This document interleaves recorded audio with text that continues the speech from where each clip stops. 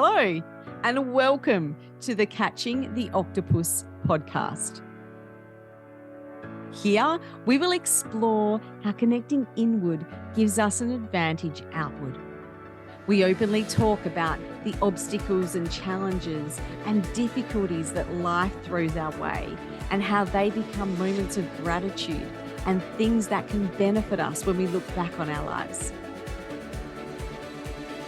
I'm your host, Niomi Hurley, and it is my mission to bring you top quality guests that will share with you openly their obstacles and also the techniques they use to go inward that strengthens the way that they serve themselves and others at the highest level.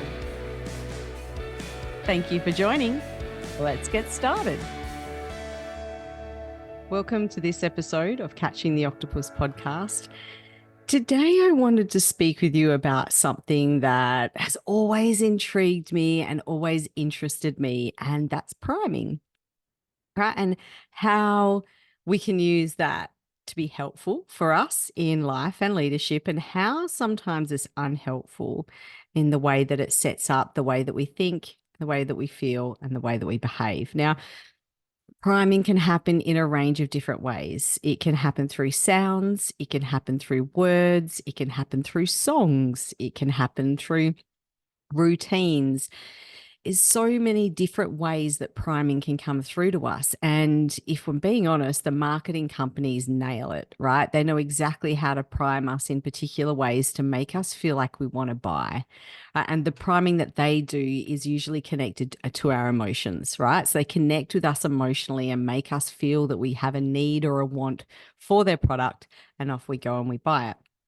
But how can we recognize and use it as leverage throughout our general life and throughout our leadership roles? That's the big question, right? Now, if we look at how people are primed, as I said before, sights, I didn't say sights, but sights, sounds, words, all of those sorts of things, we can then kind of relate a little bit on how that creates responses in situations such as PTSD, so post-traumatic stress disorder. So that's the extreme level. But if you know of someone, or if you've experienced it yourself, you'll know that just a little sound, or even sometimes a word or a visual of something you see, can actually trigger you to go back into another space, right? So that's how priming works. Priming taps into our brain and it uses our environment to actually create shortcuts in the mind, right? So in the case of PTSD, obviously that isn't really overly helpful. And so that in that space, that trigger kind of recreates trauma, right? So it's not really a great space to be in. But we can experience this every day in simple terms and not to that extreme. So one of the things I like to do before I go and do any presentations, especially with new clients, or before I have an important meeting, I actually have a playlist that I listen to, right? So I use songs to prime me. And those songs are all carefully chosen to actually put me in a better state, right? So that when I go in there, I'm not too cocky, but I do have enough confidence to be able to handle that conversation, or to be able to walk into the room of a new client to deliver programs. And for me, I actually also use the room to prime me. Right. So I am conscious of that, and I read the room. So I read the mannerisms of people, whether they're engaged or not, what their energy is and what they're putting off, whether they want to be there or whether they don't want to be there. And that can then help me adjust the delivery of the material I have to connect with them more. Right. So as leaders, we can have this recognition of, okay, how am I priming myself for X? This task I have to do, or this job we have to do. And a lot of the times, a good example is if we use those conversations that we have to have that most of us tend to avoid, right? We can avoid them because we've primed ourselves to want to avoid them, for starters. But when we are going to have them, if we make the decision and go, yes, I'm going to have this, what are you telling yourself in the lead up to that? How are you priming yourself? Now, a lot of times the mind likes to go into a space of worst case scenario, right? So it can prepare and it can have measures in place to increase our safety and reduce the risk of threats to us. But that is not helpful when we're going into this situation of having to have these conversations, because the last thing we want to be doing is priming ourselves with all the things that can go wrong. Because when we walk in the room, that's where our energy sits, right? Our energy is in this space of uncertainty. And so the employee comes in or the team member comes in that we're having to have the conversation with, they instantly feel that, right? And they'll instantly know, oh, something's wrong or something's up. Now, when we're faced with they're then primed, right? Because when we're faced with a space where the energy isn't matching what we were hoping for, or the energy is putting off something, internally we sense that, even if we don't have a recognition. And so when we sense that, that's when our brains will create a shortcut and put us into a space of where we need to be. So if we're walking into a room to a leader who we can tell is a little bit nervous or anxious or has that uncertainty, then we are then going to go, okay, this isn't going to be good. And we're primed for that space, right? So then our brain starts going into that. We need to have a reaction prepared. So, how do we change that then? How can we go in and have these conversations without doing that? So, I must say the ripple effect has great modules on how to do this. So I'm going to summarize it down for this episode of the podcast. But there is a lot about communication. There's a lot about the energy we present. But if we're going to keep it into the topic of priming, we just got to prime ourselves better, right? I'm interested in knowing as well if you still use what they call, I used to call the crap sandwich, which is really known as the feedback sandwich, right? Because that was early days of leadership. That's how we were taught to have those conversations, say something really positive. We've primed them, right? Then give the constructive feedback, end on something positive to prime them again. Right? And these days, though, people see through that, right? It's if you're still using it and it works for you, great. But I find it's really outdated. And I was actually quite surprised in the unit I'm doing at the moment as part of my master's.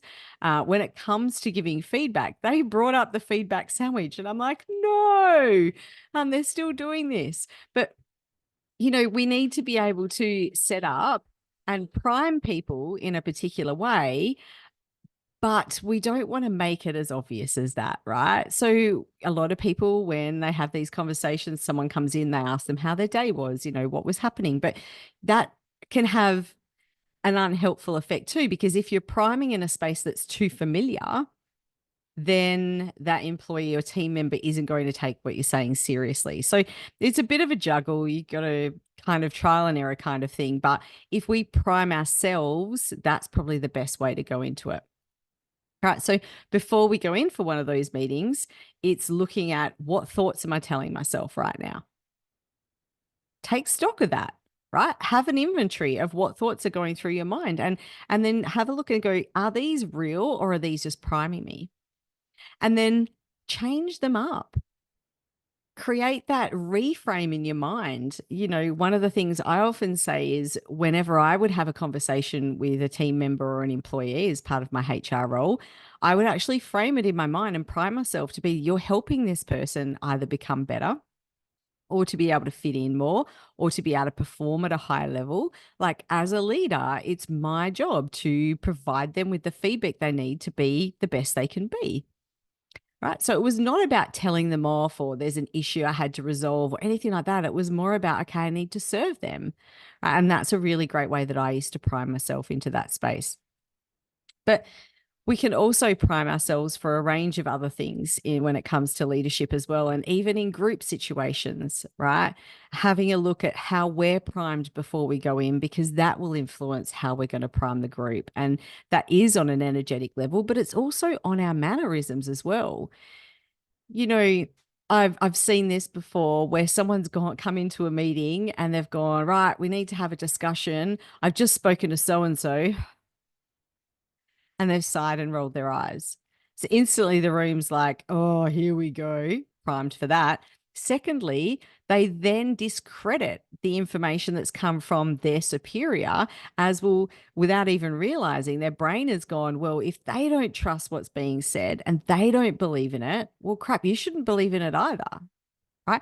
And so we have to be aware of what we're taking into the team. If you're in a position where someone above you has given you an instruction, even if you don't agree with it and you don't like it, right, and you have to deliver it. So, back step, if you don't agree and you don't like it, speak up, right? Need to have a voice, need to go and actually say, hey, I don't really believe in this. Find out some more information to either change that way that you're thinking or even give back some information that may influence that decision. But apart from all of that, if it happens to be this is it, this is how it's going to happen, you have to deliver it, then you have to own that when you deliver it. Otherwise, it's going to make it trickier for your team later on. You need to go in there and go, right, we've just got this feedback. I'm going to be delivering it to you. From this point, we're going to be going forward, and then give them the space. Anyone got any concerns with this? Now, if they come up with the same concern as you don't turn around and go, I know, I've tried to talk to them and they won't listen to me. Dong dong, not great, right? You actually go, oh, that's a really big concern. I actually had thought of that as well. I'll note that down, right? So you don't have to go into a space of lying, but sometimes we don't have to fully share either. Let me tell you a story. I went and had an induction recently, a couple of years ago now, with quite a substantial resources company in our area. And I was sitting down in the induction, and the guy that was running it came up, and one of the first things he said after he introduced himself was, "Right, crew, this is usually a full day course, but I'm going to condense it down into 2 hours today." And I looked at the room, I looked around, and he didn't realize what he was doing himself. Now, obviously, I have the benefit of understanding how priming works and all those sorts of things. But the first thing that came into my head is, you've just told the room from the induction perspective, if you can create a shortcut, do it. That's what we endorse. We endorse shortcuts. This 1 day program that's been designed for 1 day for a particular reason, right? They want things to be dealt with and go into depth with it. Well, I've condensed it down to 2 hours. So I've cut things out and I'm taking shortcuts. And that's what the first messaging that they got before they came in. Now, I've known people that work in that company that say there's a lot of issues that are going on within that space, and there's a lot of politics, and there's a lot of things that are difficult, and there's a whole heap of people taking shortcuts. And I'm kind of like, I'm not surprised, because that's how they've been primed, right? Before they even step foot on site, they're told that that's the norm. That's what we're going to be doing here. So other ways that you can use priming to be really helpful, I mentioned music, but if you walk into some offices, you'll hear music, right? If you go in to see a beauty therapist, you'll have some really relaxing music. Can you imagine if they were playing heavy metal in the background while you're trying to have a beauty treatment? It kind of wouldn't work. You can imagine going into a doctor's surgery if they had, again, heavy metal with people that weren't really feeling well, or do they have things that actually are calming and relaxing and trying to get people primed into that space? So you can do that with your team as well. If you've got an office that has music, right? You can use that as a priming technique. Another priming technique is words. And there's two elements to this. There's the words that we read or the words that we see, and then there's the words that we're telling ourselves. Right. And I often, with some of the one-to-one clients that I actually speak with, I often suggest maybe creating some visuals for themselves of the words they need to read. So especially on the mirror, getting a whiteboard marker and writing a message on the mirror. You are enough. You are capable. You are strong. All of those things. And my daughter has even done it as well, had a little mirror where she wrote messages on for herself. In fact, a little story from her, she plays piano. She's not fully like me. There's aspects of me in there, but she's definitely not probably as outgoing in the way that I am. So she had to do a performance as part of her piano, and she was really not happy about it. She didn't want to do it, but it was part of the progress and the process of her learning the piano. So the morning that she was getting ready to go and do it, I was trying to prime her with some positive things. Oh, you look great. Do you want to do a practice? That sounds amazing.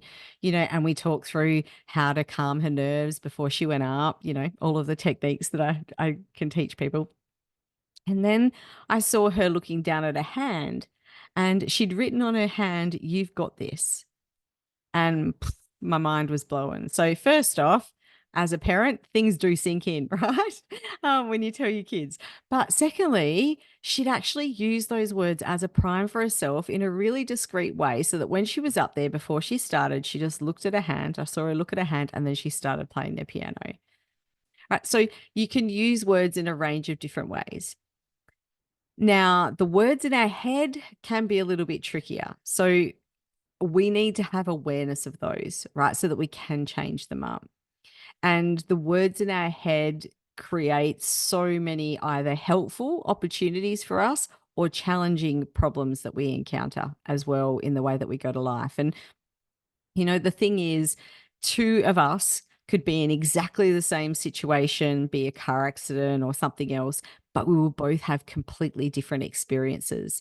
And that's usually because of the words and pictures that are in our head, right? And how our emotional response is to the world around us, which then impact our behaviors and our belief systems. So I will talk about that a little bit more deeply in another podcast. But those of you who have done programs with me would have seen the looping thoughts ladder, right? So we know that our thoughts are then connected and elicit emotions within us. And then those emotions then connect with the behaviors that we are putting out to the world. Those behaviors then can be a reinforcer to go back to those thoughts that we're having. So in general life, or even in leadership, or even in our team members, it's really important to recognize what are the words that are going through our heads. How are they priming us? Are we often telling ourselves, here's a challenge. Great, I'm going to jump into this. What is it? The only way to fail is by not trying. All of those sort of mantras that you can tell yourself. In fact, when I'm doing strength training and I'm about to lift something heavy, I will often tell myself, Gnomes, you've got this. Gnomes, you've got this. Oh, wonder where my daughter got that from. Anyway, but I will often say that either aloud or in my mind before I lift, right? Because that's priming me to be in that space to be able to lift it. So some of our employees are going to have thought systems in their mind that are going to be unhelpful, right? And that's going to prime them. And especially if we want to push them a little bit, or get them to take some new opportunities, or we've got change happening in the organization, that can all elicit those thought systems that are going off, and that's priming them into a particular space. So what do you do if you're a leader and you're in that spot? What if you have a team that are in a space where they're actually priming themselves in a non-positive way? Well, firstly, we can look at some priming techniques, right? So we can look at how your meetings run. If you have pre-start meetings or handover meetings, how are they run? Are they boring? Does everyone hate being there? How can you liven them up a little bit? How can you help set the objectives you need to set? You can also, some workplaces would probably be more conducive to this, but you can do it discreetly. You can use gratitude. If you're enjoying this podcast and you want Niomi or any of her guests featured on your podcast or as a keynote speaker at your next event, you'll find their contact details included in the show notes. If you'd like to learn more about how you can work with Niomi individually or as part of your strategy to improve leadership in your business, then review the courses, offers and services at getupandgoconsulting.com.au. Right. So as soon as we start thinking about good things, our mind is then primed for good things. Right. So you don't have to do it really out there, or obviously is what I was looking for. That's the word. You don't have to be obvious with it and go, right, crew, we're going to sit down and we're going to think of 3 things to be grateful for. You don't have to do that. What you can do, though, is when you're speaking with someone, you can actually say to them, oh, I heard you do that job the other day. What were a couple of things that went well with that? Boom, you've got them into a place where they're thinking of some positive stuff. Now, some people, it'll be raining gold bullions and they'll still complain about the noise, right? We're going to come across those people and they're a little bit more challenging. But with humans, I find that whenever you're going to interact with them, making someone feel significant primes them to be in a space where they feel safe. Right. And that's a really great space to then come in from when you're looking at doing behavior modification or giving some sort of unhelpful or non-positive feedback, getting them into a space where they're feeling significant and feeling safe makes them more open-minded because they're not priming themselves to go, oh, something's going to be bad here, something's going to be going wrong. Right? Their mind is in a space where it relaxes and goes, oh, we don't have to think of the worst case scenario right now because we're in a safe space. We can be more open-minded. We don't need to go into that defensive mode. So priming has so many applications and it happens to us all the time, even with selective attention, right? So I talk about this a fair bit in the program as well, on what we choose to see. So priming aligns us to be in a space that gets our focus on what we choose to see, but we don't realize it, right? We don't realize it's a choice. So if, say, you've bought a new car, you'll then notice that car's everywhere, right? Because you're focused on that model car that you've just purchased. But the same thing can happen for if we're feeling in a good space. And like I said before, we're looking for those positive things or we're positively framing our mind and priming ourselves in that space, we will find more positive things. If we're primed in our mind to find all the wrong things, then we're going to find the wrong things. And it goes back to that saying, if you don't think you can do it, you're right. But because you're not going to be able to do it, we need to change up that space first as leaders, to be able to get the best out of our people.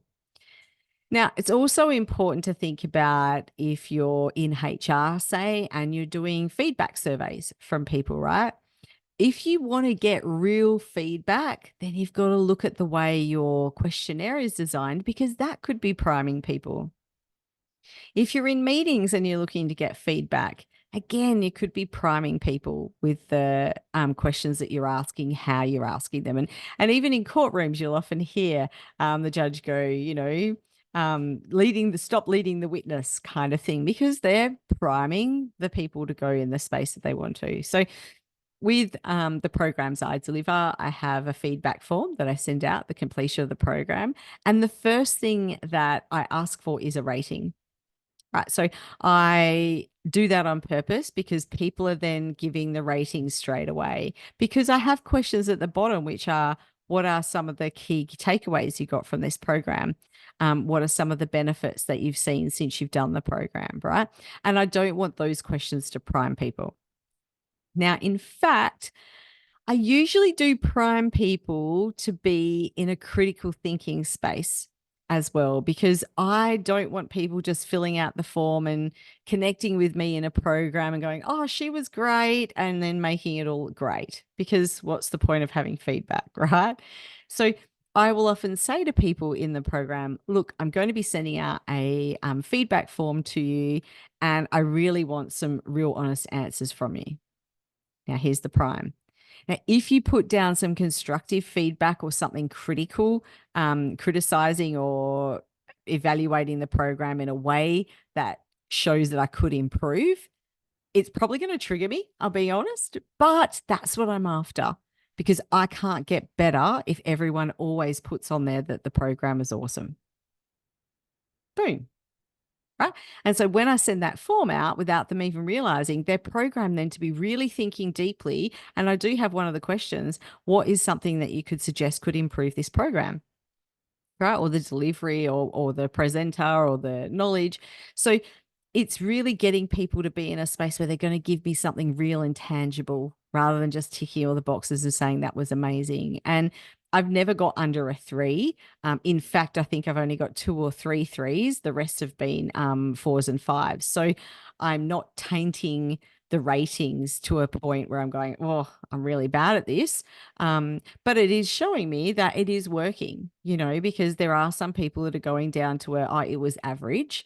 And look, to them, that was their experience. Great.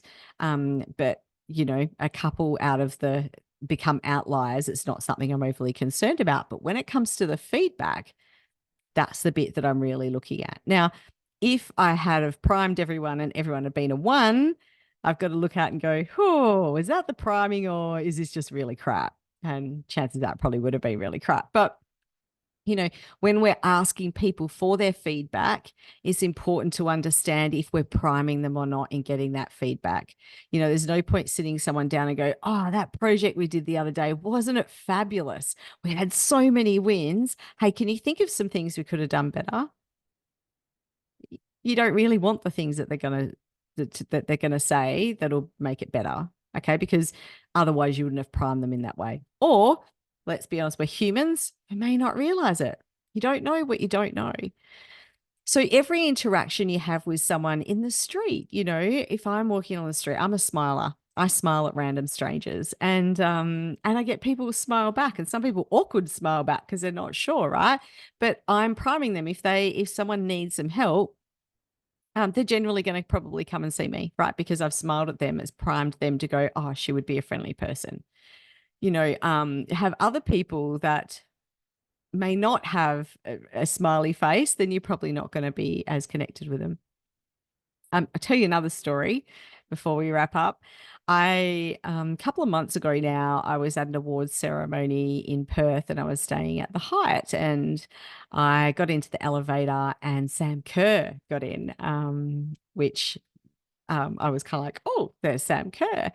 And I went to speak with her, and she kind of looked at me, and then as I went to move to speak with her, she looked down at her phone, and I got the energy of back off, don't come near me. And I'm assuming this lady gets harassed by heaps of people, so I didn't. I just stood there.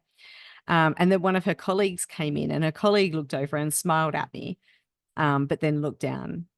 That to me primed me to be able to say, hey, she's more open. And so I did. I actually said, look, thank you very much for the role modeling that you do as well as the sport, because at the time, all the kids in my daughter's class were just loving the team and loving Sam. And it was a real inspiration for them to think that they can go and achieve their dreams and big things. So I thank them for that. I didn't go as far as ask for a selfie because I got the message that wasn't going to happen. But it's important then for us as leaders to be able to use those bits of information to be able to read the room a little bit better, and then also to be able to influence. One last thing before I go, something that I've seen happen a lot that we don't often realize is how other people prime us. So as leaders or in life, there's people around us that probably aren't performing at the level we think they are, but they're priming us to think they are. So I had a gentleman in my team at one point who was really not in a competent space, wasn't able to do many of the tasks. A lot of the tasks wouldn't do. It was really hard to manage. But I'd been told by other people in the business, other leaders, that he was amazing. He was so good. And he came into my team. I said, I can't have him. We tried doing adjustments. We tried working with him. It just wasn't his thing. He wasn't happy there. He wasn't thriving there. And I was kind of looked at weirdly, and at one point I was actually told, oh, it must be your leadership style. I was like, okay, it triggered me, but I was like, all right, I'm open to hearing this. What do you mean? And then I was told I was too soft in the way that I approached him. So I was like, okay, I'll take that, because I do generally come in a bit of a soft space first. So then I actually became more direct with the communications. And I went back and I said, still not having any outcome. And then I got told it was me again, because I was too hard. Go figure. But it really, at the end of the day, maybe it was some of my contributions because I was the leader, right? And I am only human, but a lot of it was this employee not being able to hit the mark. But they moved him out of the team and moved him into another space. And there again, it happened. Some people thought he was great, but the people that had to directly work with him didn't. Were always saying he was making errors, he was making mistakes, and just little silly things that was causing issues down the line. I figured out though that he had primed those other leaders in the business to make them think he was awesome. Whenever he had a win, he would go up to them and tell them about his win and how he saved the company money or how he did this or how he did that. When he saw these people, he was always overly pleasant, right? However, when he was working with myself and working with these other people that were alongside him, I found out afterwards he was really arrogant and really rude. And so when we went to go and discuss this with the other leaders in the business, they weren't able to listen because they'd already made their own judgments, right? Because they were primed by him. And I see this so many times within businesses that there's people that have a couple of wins, talk a good talk, and they're put up on a pedestal, right? And they're a lot of the times they're not delivering what people think they're delivering. They're usually causing issues amongst people around them because they don't act the same way to them, right? And then that looks like then go and prime so it makes those other people look like they're complaining. And I have another example I can share with you where this happened to me. So I'd been in this particular business for a good 4 or 5 years, and all the senior leaders knew me, knew how I interacted, knew how I worked. But this guy that was leading a workshop was really good at priming the people around him, right? Couldn't prime me though. And I think this has been one of my issues in my career is these people that can't prime me and can't, then we end up having an issue, right? Because I can see right through them and it becomes a bit difficult to manage. Although still got to be mature, still got to have good emotional intelligence, but I must admit it can trigger me sometimes. So this gentleman, I found out from a couple of things that I was doing in the business that he was actually being dodgy, right? And so I had kind of an inkling, had a little bit of evidence, but I knew it went deeper. But in the meantime, he'd been priming people on how amazing he was. And he was new to the business. So he'd had these references, which were, whether they're real or not, I don't know, but these references that really talked a high game for him. So when I raised these things, they were looked at as small and not really essential elements, right? And I was just told, oh no, don't worry about that. Don't worry about that. Because the leaders in the business were primed that this guy was amazing. So we can make little exceptions, right, for people that are amazing. We tend to do that.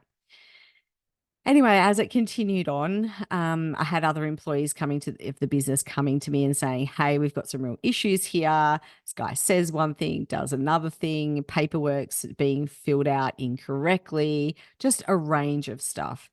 So by this time, though, me finding things and raising them, he had actually convinced all the senior leaders that I had a beef with him and that I was picking on him.